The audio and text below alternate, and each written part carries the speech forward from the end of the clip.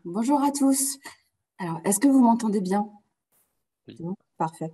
Alors, bienvenue dans ce webinaire consacré à l'ergonomie au poste de travail. Alors, avant de vous en dire plus sur le programme de ce webinaire, je vais d'abord me présenter un peu plus en détail. Donc, je m'appelle Clarisse Lenormand, je suis psychologue du travail et ergonome et je travaille en tant que consultante en ergonomie au FCBA.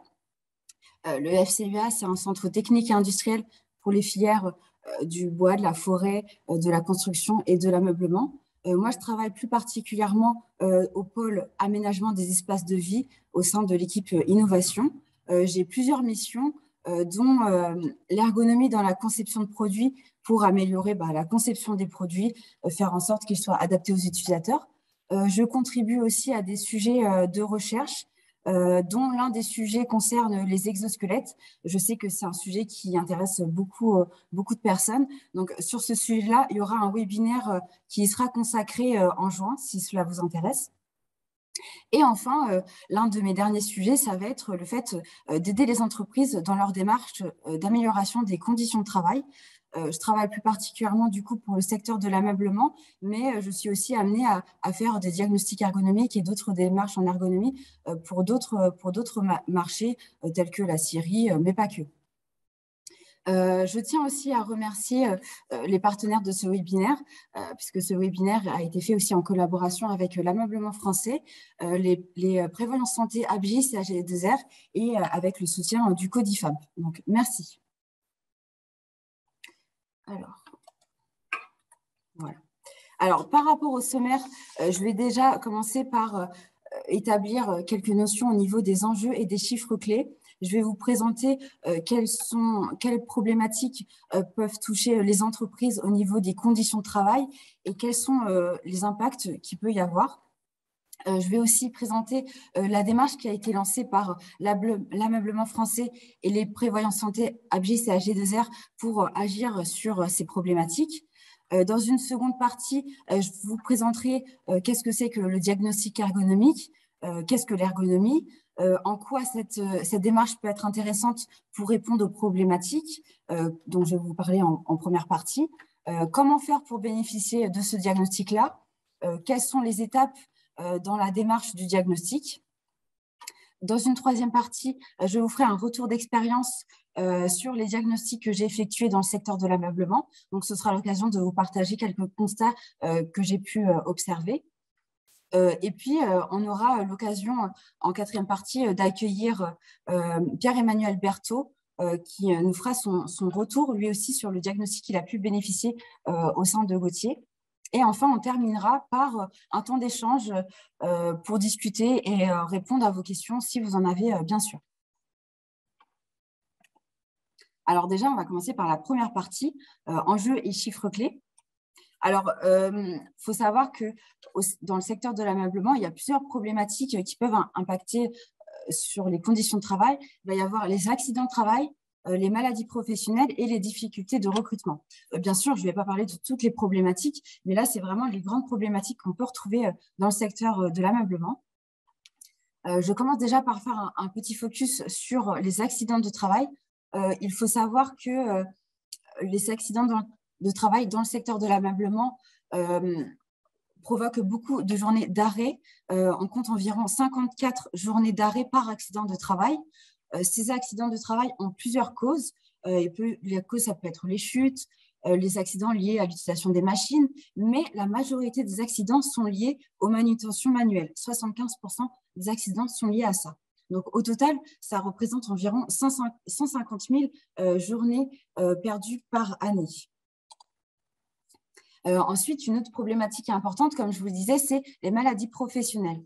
Et la maladie professionnelle la plus importante dans le secteur de l'ameublement, ça va être les TMS. Donc, qu'est-ce que c'est que les TMS? Les TMS, ce sont les troubles musculo-squelettiques.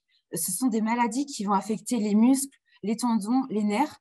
Et les conditions de travail sont la première cause d'apparition de ces TMS-là. À ces TMS, il y a des symptômes. Les principaux symptômes, ça va être la douleur. Et souvent, ces TMS-là sont localisés au niveau du haut du corps. Donc, ces TMS-là ont plusieurs conséquences, puisqu'elles peuvent entraîner des séquelles lourdes. Il y a environ 45% des TMS qui entraînent des séquelles lourdes, donc ce n'est pas rien. Les lombalgies, ça représente la première cause d'inaptitude avant 45 ans. Et sinon, en termes de chiffres, au niveau des TMS, on compte plusieurs journées d'arrêt, environ 246 journées d'arrêt en moyenne par maladie professionnelle, donc c'est vraiment c'est considérable. Et il faut noter aussi que 30% des arrêts de travail sont causés par des TMS. Et quelles sont les conséquences de ces TMS-là? Alors, il va y avoir des conséquences pour le salarié et puis pour l'entreprise. Alors déjà, pour le salarié, va y avoir des séquelles puisque le salarié va travailler dans la douleur quand il doit encore continuer de travailler. Il va aussi perdre en efficacité. Il va augmenter ses fréquences d'arrêt de travail. Il peut aussi avoir des séquelles lourdes, comme je vous disais, ce qui peut entraîner parfois des arrêts d'activité ou des changements d'activité. Et au niveau de l'entreprise, va y avoir aussi de nombreux coûts, déjà des coûts directs, puisqu'il faut participer à l'indemnisation de l'absence, et il faut participer au coût des maladies professionnelles reconnues, mais il y a aussi des coûts au niveau de la régulation, puisqu'il faut gérer ces inaptitudes, reclasser la personne. Il faut gérer l'absence de la personne en remplaçant la main-d'œuvre, en ayant recours par exemple à des intérimaires, ce qui peut aussi provoquer des pertes de production à un certain moment. Et puis, on va avoir aussi des coûts organisationnels, puisque ça va perturber entièrement la production. Il peut y avoir un climat social qui peut être également perturbé et une image de l'entreprise altérée. Donc, face à ces constats-là, il y a une convention qui a été signée entre l'ameublement français et les prévoyants santé Abgis et AG2R. L'idée, c'est de permettre aux entreprises fabricants de l'ameublement de bénéficier d'un diagnostic ergonomique qui sera entièrement pris en charge. Ce diagnostic-là est entièrement pris en charge pour les entreprises qui sont adhérentes à ces deux prévoyances-là, Abgis et AG2R. Et pour mener ce diagnostic-là, les partenaires sociaux ont sollicité l'EFCBA. Donc, OFCBA, c'est moi qui réalise ces diagnostics-là. Alors, maintenant, on va parler du diagnostic ergonomique. Alors déjà, qu'est-ce que c'est que l'ergonomie? Je remets ces slides sur l'ergonomie parce que je me rends compte que l'ergonomie, c'est quand même une discipline qui est assez floue et qui est assez peu comprise par beaucoup de personnes ou qu'on ne connaît pas vraiment dans sa globalité. Alors, du coup, je vais vous expliquer. Alors, l'ergonomie, le principe de base qu'il faut retenir, c'est que l'ergonomie, c'est comprendre pour transformer. On va comprendre les choses en utilisant une démarche scientifique. Mais comment on cherche à comprendre? On va utiliser différentes approches. On va déjà utiliser une approche globale. On va essayer de prendre en compte la situation vraiment dans son intégralité.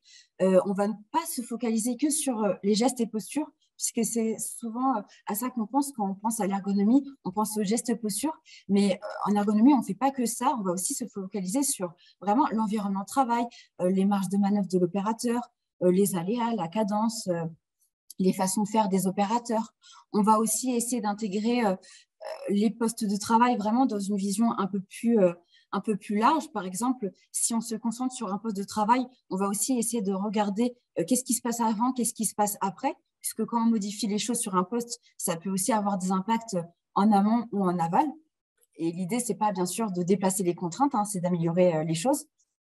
Donc, voilà, on va vraiment essayer de comprendre les choses dans son intégralité. On va aussi utiliser une approche pluridisciplinaire puisque en fonction des problématiques, on va être amené à piocher dans différents domaines. Ça peut être la sociologie, la psychologie, la métrologie, l'anthropologie, etc. On peut aussi faire intégrer d'autres acteurs si besoin, par exemple la médecine du travail, les membres de la CHSCT. Donc, c'est vraiment une approche pluridisciplinaire. Et puis, c'est aussi une approche participative, puisqu'on va intégrer tous les acteurs clés dans sa démarche. On va essayer d'intégrer justement différents acteurs pour essayer d'avoir différents points de vue sur la situation de travail. On va aussi beaucoup se focaliser sur les opérateurs, ceux qui réalisent l'activité de travail, puisque c'est eux qui vont nous expliquer leurs gestes métiers, leurs intentions, leurs stratégies, leurs problématiques. C'est eux qui vivent au quotidien leur travail et qui connaissent bien les contraintes. Donc, on va vraiment les intégrer, on va beaucoup les intégrer et les questionner pour comprendre tout le processus et comment tout fonctionne. Et puis, bien sûr, l'ergonomie, l'un des principes de base de l'ergonomie, ça va être l'analyse de l'activité réelle. Dans l'ergonomie francophone, c'est quelque chose de vraiment intéressant, de vraiment important, le fait d'aller sur le terrain, d'aller observer et regarder comment ça se passe vraiment au niveau réel, puisque les choses peuvent être très variables en fonction d'une journée à l'autre, même pour le même opérateur. Il peut y avoir des différences importantes aussi entre les opérateurs pour un même poste. Et puis, c'est vraiment en observant la réalité des choses qu'on comprend le réel fonctionnement et qu'on peut avoir des pistes qui sont les plus concrètes et les plus adaptées possibles. Et du coup, on a regardé comment comprendre en ergonomie. On sait que cette étape de comprendre aide à transformer la situation de travail, mais là, je vais vous présenter dans quel cas ça peut être intéressant justement de transformer la situation de travail et dans quel cas ça peut être intéressant d'avoir une démarche ergonomique. Alors déjà, la première chose, ça va être pour améliorer les conditions de travail, le confort et la sécurité des opérateurs. L'idée, ça va être de préserver la santé de ces opérateurs-là. Ça va aussi être de rendre le travail plus soutenable sur le long terme, puisque maintenant, les opérateurs restent de plus en plus longtemps sur le poste. Donc, l'idée, c'est aussi vraiment de se concentrer sur cet aspect-là qui est très important. On va aussi pouvoir agir en adoptant un nouveau regard sur vos postes de travail. Donc là, c'est aussi intéressant, notamment si vous êtes dans une démarche de progrès de manière générale. On peut aussi agir sur des problématiques vraiment particulières, par exemple les TMS, l'absentéisme, ça peut être aussi les risques psychosociaux, ça peut être le turnover. Enfin, il y a plein de problématiques sur lesquelles l'ergonomie peut agir. On peut aussi vous accompagner dans vos projets de conception ou dans vos investissements, puisque en ergonomie, justement, on va aller regarder comment vous souhaitez réaménager vos espaces de travail ou réorganiser vos postes de travail. On va justement utiliser les observations et l'activité réelle pour essayer d'anticiper les choses et faire en sorte que les changements soient réellement adaptés et qu'ils n'amènent pas trop de contraintes. Donc, c'est très important qu'on a l'occasion de le faire, d'avoir l'ergonomie en amont de la réorganisation des postes et des espaces de travail. On peut aussi agir du coup dans l'investissement, comme je le disais, pour assurer aussi vos choix, par exemple. L'ergonomie peut aussi aider à améliorer l'attractivité du poste et aussi l'engagement des opérateurs, puisque les entreprises accordent de plus en plus d'importance à l'ergonomie, aux conditions de travail, au bien-être sur les postes de travail. Et on voit aussi que c'est un critère qui est de plus en plus important pour les opérateurs. Ça devient vraiment un critère de plus en plus sélectif. Donc, ça peut vous aider là-dessus. Et puis, en dernier, je note que ça peut vous aider à contribuer à l'amélioration de la performance, notamment au travers la réduction des coûts liés aux maladies professionnelles, aux accidents de travail, aux diverses problématiques sur lesquelles on peut agir, mais aussi au travers de la réduction de la fatigue, de la réduction des douleurs, et puis aussi de l'amélioration du moral, puisque le poste de travail aura été amélioré. Et puis aussi de manière un petit peu indirecte, parfois on va aussi pouvoir améliorer la performance, puisque en fonction de nos solutions, il y a parfois des solutions qui vont vraiment optimiser le process entièrement. Par exemple, en réduisant les déplacements avec port de charge, on réduit les déplacements et puis on peut optimiser le poste dans ce sens-là parfois. Alors, comment bénéficier de cette démarche ergonomique? Alors, pour les adhérents aux prévoyances ABGIS ou AG2R, il y a une démarche qui a été cadrée dans la convention. Le premier point, ça va être de prendre contact avec moi. Je vais pouvoir établir un devis. Ce devis-là sera envoyé aux organismes de prévoyance qui répondent sous 5 jours ouvrés. Une fois que les organismes de prévoyance ont donné leur accord, on peut planifier une intervention. Et puis voilà. Alors, Ce qu'il faut noter, c'est que, bien sûr, je mène des diagnostics ergonomiques dans ce cadre-là, mais je peux aussi faire des diagnostics ergonomiques pour ceux qui ne sont pas adhérents aux prévoyances ABGIS ou HV2R. La seule chose, c'est que ce ne sera pas pris en charge, du coup, par ce contrat de prévoyance-là. Je peux aussi agir sur d'autres secteurs de l'activité et ne pas faire que de l'ameublement, puisque la démarche ergonomique est valable pour beaucoup de choses. Maintenant, je vais vous expliquer les étapes de cette démarche ergonomique, notamment les étapes qui sont réalisées dans le cadre de ce diagnostic qui est fait avec le partenariat entre l'ameublement français et puis les prévoyants santé.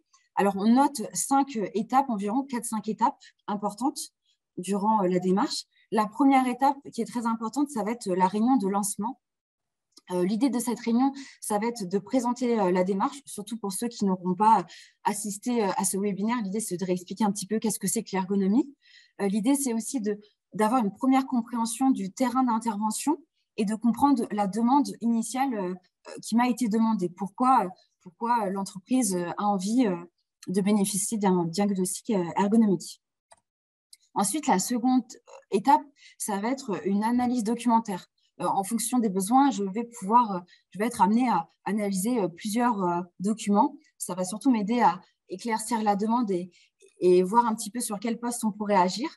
Donc, je vais pouvoir être amenée à regarder le registre des accidents de travail et des maladies professionnelles, le document unique, des documents, s'il y en a, qui concernent les flux de production, etc. Ça va vraiment être des documents qui vont m'aider à cerner les postes intéressants à observer et à aussi comprendre un peu mieux l'entreprise. Ensuite, dans une troisième étape, je vais intervenir sur le site de production. Je commence par faire une visite de l'entreprise pour regarder les postes dont on avait discuté. Puis, je reformule la demande. Donc, soit j'agis vraiment sur les postes dont on m'avait fait la demande, ou soit, suite à la visite, je me rends compte qu'il y a d'autres postes qui sont intéressants. Et dans ce cas-là, on en discute et on se met d'accord. Donc, c'est là que la reformulation de la demande a lieu. Je peux agir sur 1 à 2 postes de travail. Et une fois qu'on a ciblé les postes de travail à observer, il y a des séquences d'observation qui sont faites sur lesquelles j'observe, je prends des vidéos, des photos. Je m'entretiens aussi avec les différents acteurs qui peuvent être concernés par le projet. C'est les opérateurs, mais ça va être aussi les chefs d'atelier, la direction, les responsables, vraiment tous les acteurs clés qui peuvent être en lien avec le projet. Et puis, je peux être amenée aussi à prendre des mesures si besoin. Ensuite, il y a la phase d'analyse et de rédaction. C'est vraiment une étape importante pour remettre à plat toutes les données que j'aurais pu observer, pour aussi aller chercher des pistes d'amélioration et pour rédiger le rapport. Et puis, la dernière étape, ça va être la restitution de ce diagnostic. Je fais cette restitution auprès des acteurs en lien avec le projet. Alors maintenant, je vais passer au retour d'expérience dans le secteur de l'ameublement. Alors déjà, je vais vous donner quelques informations sur les entreprises qui ont été étudiées. J'ai pu faire des diagnostics sur une diversité de marchés. J'ai eu des entreprises dans le secteur de la cuisine et salle de bain, dans le marché des mobiliers blancs, placards et rangements, mobilier professionnel, mais aussi literie. Donc vraiment une diversité d'entreprises. Au niveau des salariés, le nombre de salariés était aussi assez différent. J'ai des entreprises avec moins de 50 opérateurs, des entreprises entre 100 et 500 opérateurs, mais aussi des entreprises avec plus de 500 opérateurs. Au niveau des demandes initiales, ce que j'ai eu, c'est surtout des demandes qui concernaient des postes avec beaucoup de ports de charge. Ça, c'est vraiment la demande la plus récurrente que j'ai. Mais j'ai aussi des demandes qui concernaient des postes avec des opérateurs qui ont des douleurs. Donc, l'idée, c'est de maintenir dans l'emploi et d'améliorer ce poste-là. Mais j'ai aussi des demandes qui concernaient plus des futurs postes de travail ou des postes de travail avec des nouveaux investissements sur lesquels on voulait valider l'ergonomie du poste avant de dupliquer autre part ou avant de vraiment finir les investissements. Au niveau de la typologie des postes étudiés, là, je vous ai mis par ordre décroissant tous les postes les plus récurrents. Déjà, le poste que je vois le plus, c'est le poste de palettisation. Alors, ce que j'appelle le poste palettisation, c'est le poste où les opérateurs vont prendre les produits et les mettre sur des palettes ou sur des chariots et ils vont les trier en fonction des commandes, en fonction des clients. Bon, ça dépend comment l'entreprise s'organise. Donc, j'ai appelé le poste palettisation. Je le dis comme ça parce qu'en fonction des entreprises, on n'a pas toujours le même qualificatif, mais comme ça, vous savez de quoi je parle. Ensuite, en deuxième position, on a le poste d'emballage qui est souvent aussi analysé. On a le poste chargement, le poste de montage de meubles. Et en poste moins courant, on va avoir des postes de scierie, des postes où on va préparer les champs, des postes de quincaillerie et des postes de conduite numérique. Alors maintenant, je vais me focaliser un petit peu plus sur les postes qui sont les plus fréquemment étudiés pour vous donner quelques constats de ce que j'ai pu observer. Alors déjà, on va commencer par le poste d'emballage. Alors, au niveau du poste d'emballage, c'est vrai que j'ai souvent plus étudié des postes où l'emballage était fait sur des produits qui étaient non montés, non assemblés. Mais ça ne veut pas dire qu'il n'y a pas de problématique pour des postes d'emballage avec des produits montés, hein, bien évidemment. Une des problématiques que j'ai pu constater, c'est le port de charge, notamment quand il faut alimenter la chaîne de production. Là, il y a un port de charge qui s'effectue, qui est plus ou moins important en fonction des postes. Une des problématiques les plus importantes sur le poste, ça va être surtout les postures contraignantes. Ça va vraiment être ça, la grosse problématique sur ce type de poste. J'observe différentes postures contraignantes. Ça peut être les bras en hauteur, comme on peut le voir sur la première photo. Ça peut être le buste penché en avant, comme on peut le voir sur la photo d'à côté.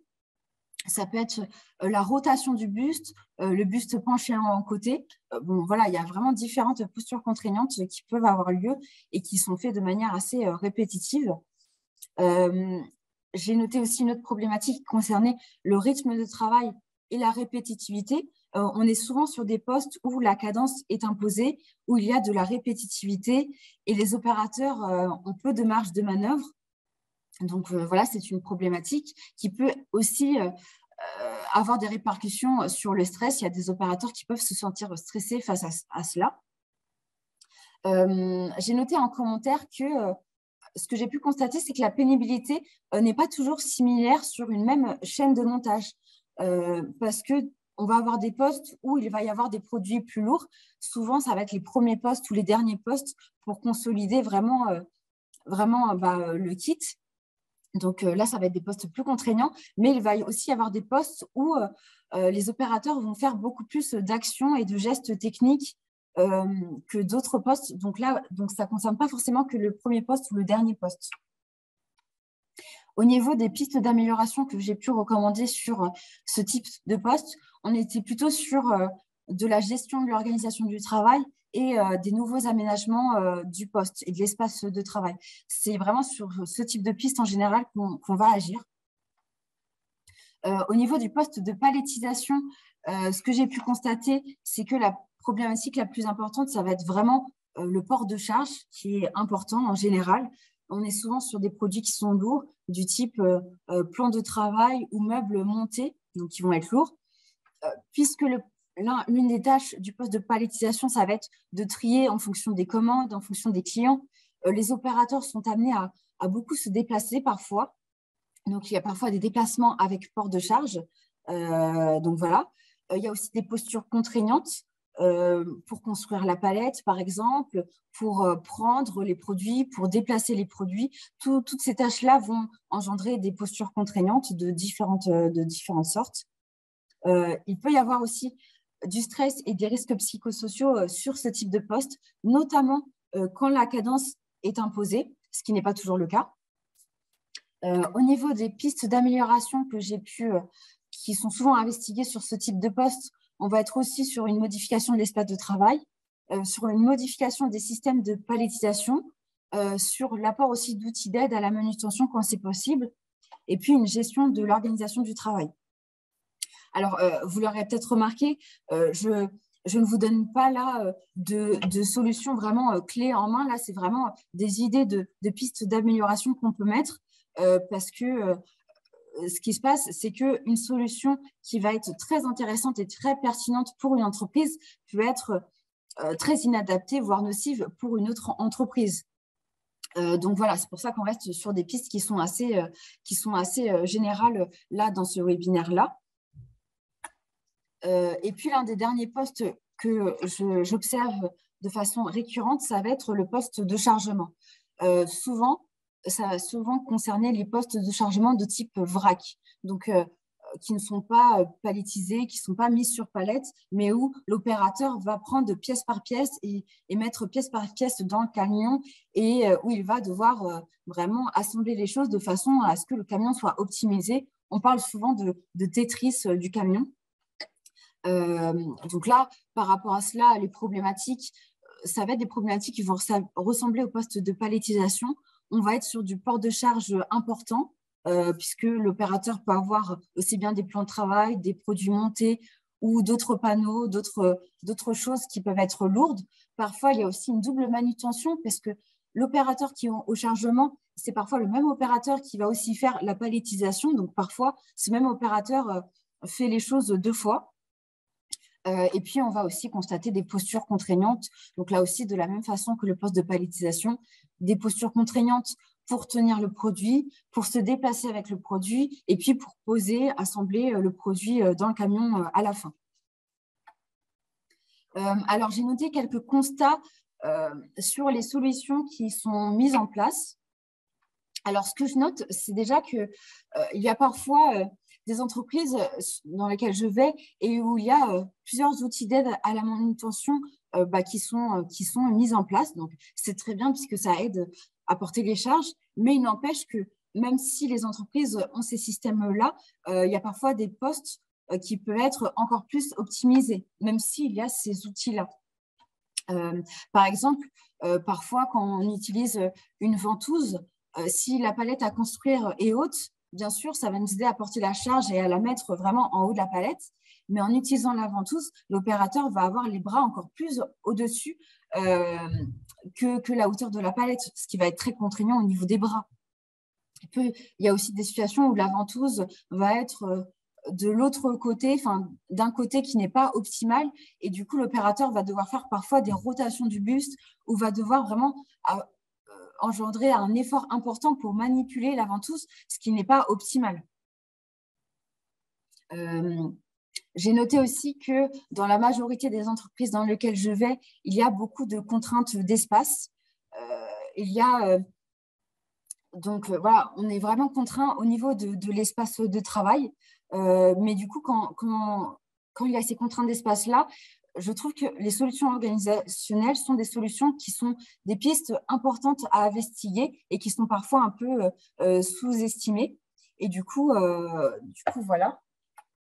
Par rapport à ces pistes organisationnelles, il y a déjà des choses qui sont mises en place en général dans les entreprises.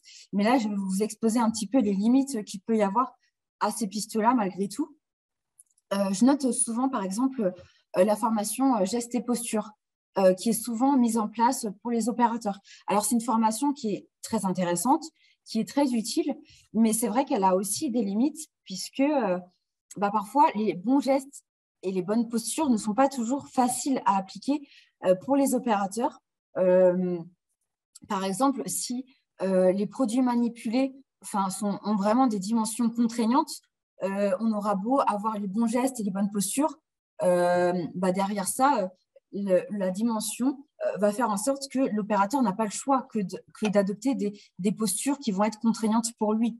De la même façon, même si on met en application ces formations gestes et postures, ça va être bien pour sensibiliser l'opérateur, mais ça ne va pas suffire à réduire les risques.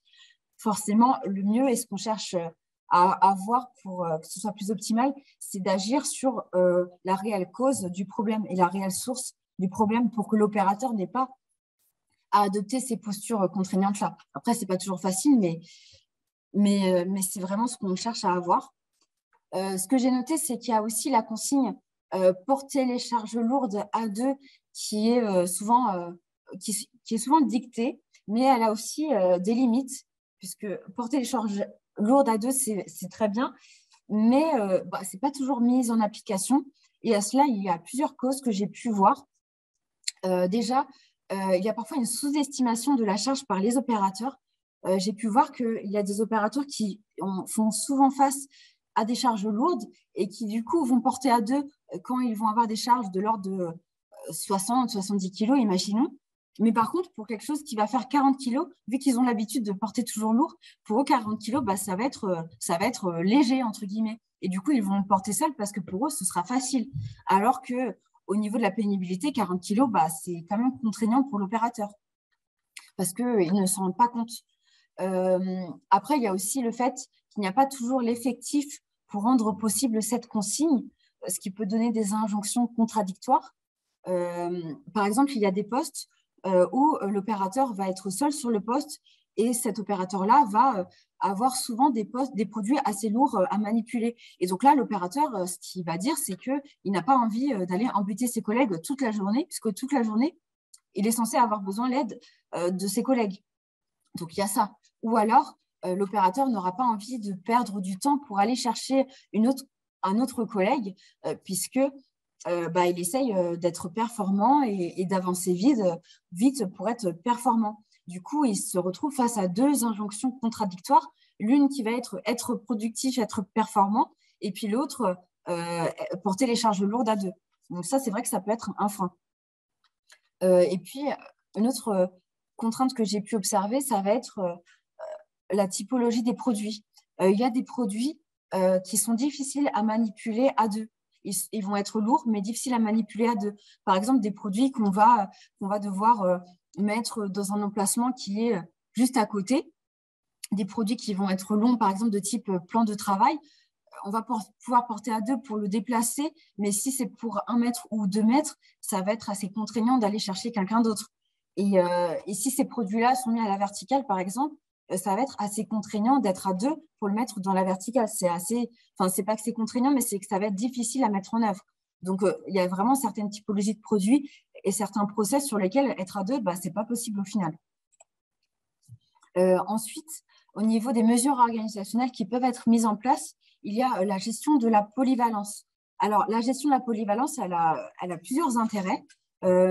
Déjà, elle permet de diminuer largement les facteurs de risque. Par exemple, si on parle du port de charge, elle va diminuer vraiment beaucoup le tonnage journalier porté par l'opérateur, donc c'est très bien. Elle va aussi beaucoup diminuer les sollicitations biomécaniques, donc c'est très bien là aussi. Elle va aider à développer de nouvelles compétences pour les opérateurs. Ça contribue aussi à la diminution de l'absentéisme et du turnover. Mais ce que je constate, c'est que c'est une recommandation qui est rarement mise en place. Et à cela, il y a aussi plusieurs causes. L'une des premières causes que j'ai pu noter, c'est qu'il y a des postes contraignants sur lesquels c'est souvent des intérimaires qui sont mis en place, puisque ça va être des postes assez faciles à apprendre. Et du coup, c'est assez compliqué parfois de créer de la polyvalence et de l'alternance quand c'est des intérimaires qui sont en poste. Une autre cause, ça peut être parce que c'est difficile de créer de l'alternance parce que quels sont les opérateurs qu'on va mettre sur les postes contraignants? Est-ce que ça va être les opérateurs qui ont des postes un peu moins contraignants? Quand c'est comme ça, c'est assez difficile puisque ces opérateurs-là n'ont pas envie d'aller sur des postes qui sont plus contraignants. Et ça peut créer derrière des risques psychosociaux, ça peut créer des sentiments d'injustice, des manques d'intérêt par rapport au travail. Donc là, pour ce type de recommandation, il va falloir vraiment organiser les choses et conduire le changement de manière intelligente pour ne pas créer de nouveaux risques, surtout de nouveaux risques psychosociaux. Ce n'est pas l'idée. Et puis, il y a aussi parfois le souci de préservation des plus anciens sur certains postes. Les postes les plus contraignants vont être occupés par les postes les plus jeunes, par les opérateurs les plus jeunes, ceux qui ont le plus d'énergie, pour aider justement à prévenir les risques sur les opérateurs les plus anciens et qui sont déjà abîmés. Donc là, par rapport à ça, c'est vrai que c'est une grosse problématique parce que qu'est-ce qu'il faut faire pour ne pas apporter trop de contraintes aux plus anciens, mais en même temps, il ne faut pas non plus altérer la santé non plus des plus jeunes parce que ces jeunes-là vont aussi derrière se retrouver dans quelques années au même poste des plus anciens et ils vont être perdants. Donc là aussi, c'est une gestion intelligente à faire de l'alternance pour que ce soit accepté par tout le monde et pour que ce soit mis en place. Donc, tout ça, ce n'est pas forcément facile à mettre en place, surtout les mesures organisationnelles. Donc, moi, je peux vous accompagner au-delà du diagnostic à conduire ce changement-là. Mais sinon, la recommandation que je peux vous faire pour cette conduite au changement, c'est aussi d'inclure les opérateurs dans la démarche et dans la réflexion. Parce que ce n'est pas toujours quelque chose qui est fait et c'est quelque chose qui aide grandement. Une autre recommandation quand on met en place des solutions, c'est aussi être vigilant aux nouveaux risques que ça pourrait apporter, puisque parfois, je vais dans des entreprises où il y a une volonté de bien faire en apportant des choses, en apportant de nouvelles solutions, mais on n'a pas assez fait attention aux nouveaux risques et du coup, ça déplace des risques soit sur d'autres zones du corps ou soit sur d'autres facteurs de risque, notamment la dimension psychologique qui est souvent sous-évaluée. Et autre chose, il va falloir faire en sorte de donner les conditions nécessaires pour appliquer les solutions, puisque ça va être facile de dire aux opérateurs de porter les charges lourdes à deux, mais du coup, l'idée, c'est de travailler aussi sur comment on peut les inciter à vraiment porter les charges lourdes à deux, comment on peut faire en sorte que ça ne les pénalise pas non plus au niveau de leur performance, etc. Donc là, voilà mes constats par rapport aux solutions de manière générale. J'ai une dernière slide qui concerne mes constats par rapport aux apports du diagnostic ergonomique. Alors, ce que j'ai constaté déjà, c'est que l'un des apports évidents, ça va être le fait d'apporter des pistes de recommandation. Une autre chose que j'ai pu constater et qui est intéressante, ça va être le fait d'avoir un regard sur les activités de travail. Je vous en avais déjà parlé, mais c'est vraiment quelque chose que j'ai beaucoup noté, surtout lors des restitutions de diagnostic. Je me rends compte que beaucoup d'acteurs n'ont pas toujours la même vision des choses, la même vision des postes de travail. Ils ne savaient pas que les opérateurs opéraient de telle et telle façon. Donc, c'est intéressant que tout le monde ait la même vision des choses derrière la restitution. Et c'est aussi intéressant pour les opérateurs, puisque en discutant avec eux, en leur partageant le regard que je peux avoir sur leur poste de travail, ça les amène eux aussi à réfléchir sur leur propre mode opératoire. Parfois, ils se disent, oui, c'est vrai que je fais ça par habitude, mais je pourrais faire de telle façon. Et ils ne s'en étaient pas rendus compte parce que ils ont leurs propres habitudes et voilà quoi. Autre chose, un autre apport du diagnostic, ça va être d'identifier des risques qui ne sont pas toujours bien identifiés. Par exemple, le risque qui va être facilement identifié, ça va être le port de charge, mais parfois, on sous-estime beaucoup la charge mentale ou le stress, mais qui sont aussi des facteurs qui sont hyper importants à prendre en compte, notamment dans la prévention des troubles musculo-squelettiques. L'intervention aide aussi à sensibiliser les acteurs à différents facteurs de risque. Et puis, en dernier, je note que cette intervention provoque aussi un lieu d'interaction entre les différents acteurs et ça a plusieurs avantages, je trouve. Bon, ça va dépendre bien sûr des interventions, mais ce que je note, c'est que souvent, la restitution, notamment, est un lieu qui va être source d'émulsion collective. Suite à la restitution, il y a des nouvelles idées qui vont apparaître, de nouvelles interrogations. Et tout ça, le fait que tous les acteurs soient ensemble, ça va aider à faire avancer le sujet beaucoup plus facilement. Ça va aussi aider à se focaliser sur certains postes de travail et décider ensemble d'agir sur ces postes de travail, sur ces situations de travail qui ont été observées. Et puis, en dernier lieu, je note aussi que c'est aussi l'occasion d'aider à faire des choix au niveau des investissements. Parfois, les acteurs ont des questionnements, des problématiques et se demandent qu'est-ce qui est le mieux au niveau des investissements. Et c'est vrai que ça peut aider pour faire un choix au niveau des investissements. Donc, voilà pour ma partie. Alors, maintenant, on va accueillir Pierre-Emmanuel Berthaud, qui est directeur QSE chez Gauthier. Alors, est-ce que tu es bien là? Oui, pas de Ouais, c'est problème. bon. Bonjour à tous. Alors, je vais te laisser te présenter déjà. Très bien. Bon, moi, je suis donc le directeur QSE de Gauthier. Donc, Gauthier, nous sommes fabricants de meubles en Vendée.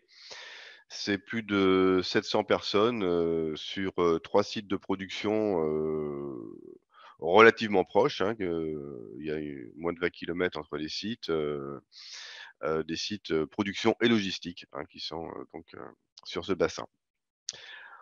Voilà, on travaille sur différentes marques, dont notre marque Gautier, pour laquelle nous distribuons directement par des magasins franchisés, mais également, des marques pour la grande distribution, des marques, en puériculture, également du B2B avec du bureau professionnel, Gautier Office. Voilà pour la présentation Merci. rapide de l'entreprise.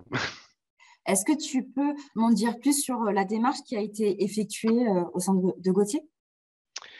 Alors, tu en as déjà dit beaucoup puisque la démarche, c'est exactement celle qui a été présentée, hein. Donc, en fait, nous, on a pu bénéficier et donc on en remercie, les partenaires de ce diagnostic, en décembre 2020, hein. Donc, Clarine est intervenue, 2 jours chez nous sur 2 de nos sites de production. On avait auparavant, sélectionné 2 secteurs, intéressants, hein, il y en aurait eu plus, hein, c'est évident. Mais une ligne d'usinage, automatisée, hein, donc vraiment une ligne complètement automatique, pour ceux qui connaissent bien le meuble, de façonnage, plaquage, perçage, qui est implantée depuis, 2015 et également une ligne d'emballage carton. Donc ça, c'est une ligne, récente, hein, qui sert à faire du colisage pour le web, qu'on a implanté en septembre 2020. Donc, elle était démarrée depuis à peine 2 mois, avec, ben, une partie automatique, mais aussi, pas mal d'opérations manuelles. Donc en termes de méthodologie, ben, ça s'est traduit sur le terrain par, Clarine, par, visite, présentation rapide, des différents postes et ensuite effectivement, un temps important consacré à des entretiens individuels avec chaque salarié et les responsables, hein, mais vraiment de façon individuelle pour, bien croiser, les remontées, que les gens puissent s'exprimer, de façon libre. Et ensuite, il y avait de l'observation plus approfondie au niveau des postes, avec, bah, des prises, de photos, des prises de mesures et donc, certaines, identifications de postures contraignantes, je dirais chiffrées, hein, avec des méthodes ergonomiques, qu'on ne maîtrise pas forcément, complètement dans l'entreprise, puisque c'est quand même des affaires de spécialistes. Au final, un rapport, hein, sur lequel on retrouvait, les descriptifs des problématiques avec des cotations précises sur ces efforts biomécaniques, toute une liste de recommandations, hein, donc à nous de voir derrière ce qu'on pouvait faire et puis, une restitution, en visio en l'occurrence, heu, dans laquelle étaient impliqués également, enfin les responsables, mais aussi tous les salariés qui avaient pu participer. Merci. Est-ce que tu peux nous donner ton retour sur cette démarche? Oui. Alors déjà, en termes en termes d'actions un peu concrètes quoi, dont on peut parler donc, la ligne automatisée, bah, elle a beau être automatique, il y a quand même du monde, autour et il se passe des choses. Donc, il y avait certaines problématiques, auxquelles on pouvait être confronté. Par exemple, bah, il y a du nettoyage à faire, donc sur une ligne automatique, complètement grillagée, quand on va nettoyer, ben, l'accessibilité est pas forcément là. Heu, il y avait des manutentions, autour, beaucoup automatisées, mais d'autres qui étaient encore manuelles, donc on a rajouté un transborder motorisé. Toute la problématique des champs, hein, qui se passe par, c'est quand même lourd d'installer les champs sur la machine, donc ça passe par de l'organisation, par des aides à la manutention, par du travail avec les fournisseurs pour limiter, les diamètres et donc les poids des bobines. On est confronté aussi, sur des machines, automatiques, à des pupitres qui sont pas toujours, judicieusement étudiés, hein, en termes d'auteur d'écran, d'auteur de clavier, c'est pas toujours adapté. Pourquoi? Peut-être qu'il y a aussi il faut encore remonter les diagnostics ergonomiques peut-être chez les fabricants de matériel. Donc ça, c'est pour une réalisation concrète sur ces lignes automatiques. Sur la ligne, emballage, bah, on retrouve un peu des problématiques qui ont été, décrites par Clarine là dans les retours d'expérience. Entre autres au niveau du dépilage, ben, on s'est retrouvé avec, effectivement manutention par ventouse, mais quand c'est le haut de la palette, la ventouse elle est au-dessus des épaules, donc ça passe par derrière une mise en fosse de la table élévatrice. Des convoyeurs qui étaient encore manuels qu'on a pu mécaniser, des organisations de flux, position, des stocks de palettes et cetera. Donc voilà, c'est derrière on a mis des choses en place suite à ces diagnostics, qui n'avaient pas forcément été vus avant. Donc au niveau, moi, des enseignements, principaux là que j'ai pu en retenir, c'est de dire, Déjà, bah, c'est important d'avoir une forte implication, des salariés concernés, hein. Donc implication, dans les interviews, dans les observations, dans la restitution et également en participant au groupe de travail qu'on a pu mettre en place, derrière pour travailler sur les recommandations. Donc ça, c'est une première chose. Ensuite, ben, on a des données objectives, hein, on dit: c'est lourd», bon, on peut donner un poids, mais quelles sont les conséquences exactes sur la personne, c'est pas forcément facile à mesurer. Donc avec les techniques, d'ergonomie, de mesure d'effort biomécanique, on a des choses chiffrées, on a des choses, graphiques, hein, avec, les zones, vertes, orange, rouge qui peuvent derrière, aider à prendre des décisions sur les investissements. Sur le premier exemple qui est notre ligne automatisée, le retour, c'est de se dire donc, c'est pas parce que c'est automatique qu'il y a pas de problème, hein, puisqu'on a toujours des conducteurs qui sont là et il y a toujours des choses qui se passent autour, nettoyage, aléas et bah, intervention sur le poste, on parlait des pupitres ou des champs. Sur le deuxième exemple qui est une, ligne récente, bah, ça montre tout l'intérêt d'avoir cette démarche le plus en amont possible, hein. Nous, le poste, il était, mis en place, enfin démarrage depuis 2 mois, il restait encore beaucoup de choses à faire. Le diagnostic aurait pu être fait, peut-être en amont. On n'aurait pas tout solutionné en amont, mais peut-être que des choses auraient pu être vues en amont, d'où l'intérêt, je dirais de faire aussi intervenir cette démarche-là, dès la conception des postes. Voilà et puis, enfin, restons modestes, on peut pas tout résoudre, hein, pour différentes raisons, ça peut être des raisons, de niveau d'investissement que ça pourrait entraîner, ça peut être des raisons de faisabilité, ou, des contraintes liées, ben, à la conception des machines sur lesquelles, on n'a pas, forcément, d'action possible. Donc voilà par rapport un peu les retours d'expérience que je pouvais avoir sur cette démarche. Merci beaucoup pour ce témoignage et merci beaucoup d'avoir accepté de venir aujourd'hui. D Alors, Avec plaisir.